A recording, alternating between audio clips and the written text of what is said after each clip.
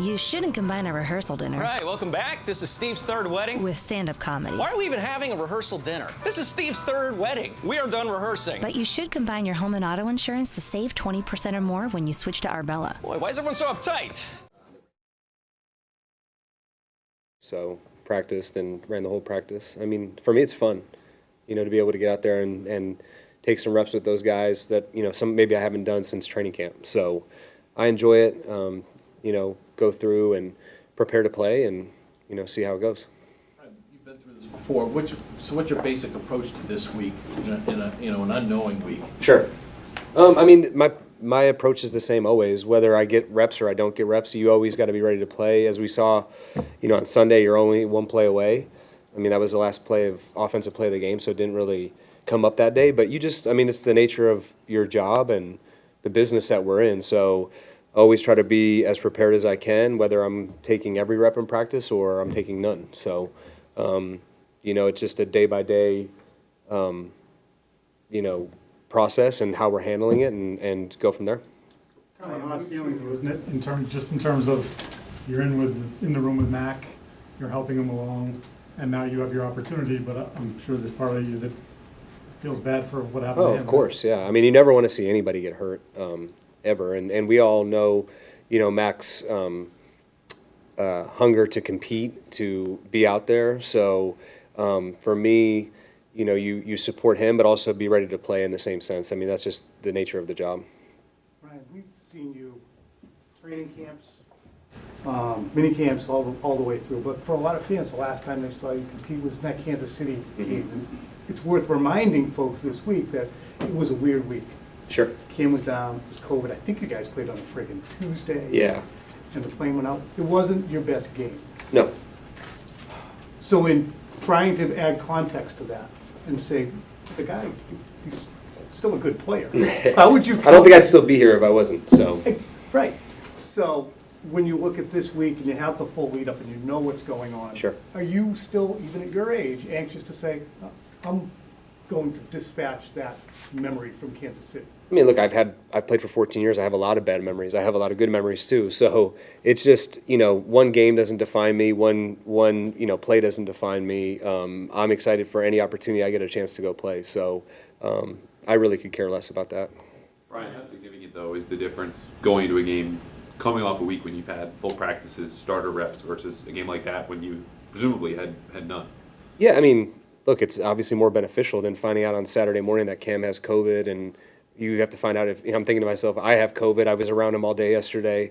That was a unique year, a unique situation, and so for me, if I get to take more practice reps, that obviously is beneficial.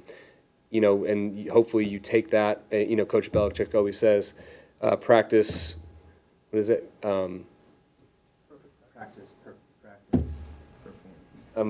Yeah. Practice execution becomes game day reality. I know Julian likes to use that one a lot. So, yeah, I've heard it a million times. So, that's obviously hope it translates to that.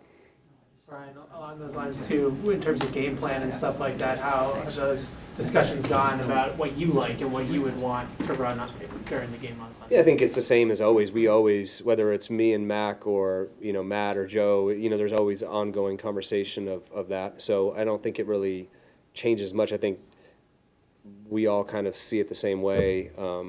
So it's really game plan oriented. What does their defense do? How do we want to attack them? That type of thing. Ryan, how is this your third stint with the Patriots? We just found out your real first name is Axel. I mean, and how did you get the name? My dad's name's Axel. So I saw Albert Beer, thought maybe it was like Beverly Hills Cop. It's actually a family name. No, it's AXEO.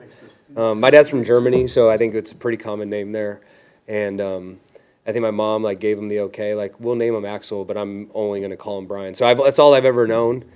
First and second grade, roll call was rough when the teacher would call out Axel, and all the kids would laugh at me. But eventually my parents sent in a note and said, he goes by Brian. You guys have been implementing a new look offense. How much confidence do you have in yourself to go out there and execute it? And then also, how difficult is it to build camaraderie and trust with the receivers when you don't get as many reps as Mac? Yeah, I mean, I think you kind of go back to training camp. You get a lot of reps with everyone, and training camp also is like you talk about a new quote unquote new look offense. I think I've said it before. Offense is new every year. I mean, whether it was Josh year after year after year, we were adding something, taking things out. It's always adjusting to your players, who you're going to be playing against. So I feel confident with that level of it. It's obviously good to come back in the swing, get more reps with the guys that maybe I haven't been taking with, but. I have a great confidence level in all of those guys, the receivers, the tight ends, the running backs, obviously the offensive line. So are all guys I know very well and have known them for, over a year now. So It's been about 6 years since you were kind of in a similar situation. You were in Chicago, Yep. backing up Jay Cutler, going into Lambeau to play the Packers, and obviously got hurt in that game. Yeah, that's so a bad one memory. of those bad memories. Right. One of those Yeah. bad memories. But Tom, another bad memory. yeah, I mean, obviously you've played since then. Sure. But how have things changed for you from that point? The last time you played the Packers, it's been almost 6 years. Sure. And what are you taking from all that time into this game? Yeah, I mean, anytime you get a chance to play at Lambeau, I think that's a pretty cool experience. I heard Devin talking about it. It's a historic place, a historic organization.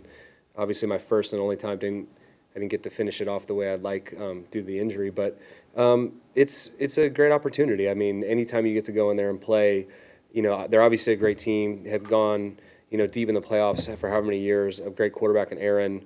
Their defense, I mean, you look at all around, very solid, whether it's the D-line, the linebackers, the defensive backs. It's a unique challenge. I mean, I think I heard today they're like 13-2 in their last 15 home games. So it's obvious a hostile environment to go into, but it's always a great opportunity to see where you're at too. Ryan, where are you at with Final question, guys. your career as far as this opportunity? I mean, you're doing what you do obviously because you love the game. Sure. How do you look at it? You've been year to year or what have you. How do you look at an opportunity? How exciting is this for you and kind of as you go through where you're at in your career? Yeah, I mean, at this point, you don't know how many chances like this you get anymore, and so obviously it's a part of the job. You're always ready to play, and so for me, it's an opportunity to go out there and have fun and go out and execute. Really have fun. I really love my teammates, what they do, how hard they work, and so an opportunity to go out there and play with those guys. Thanks.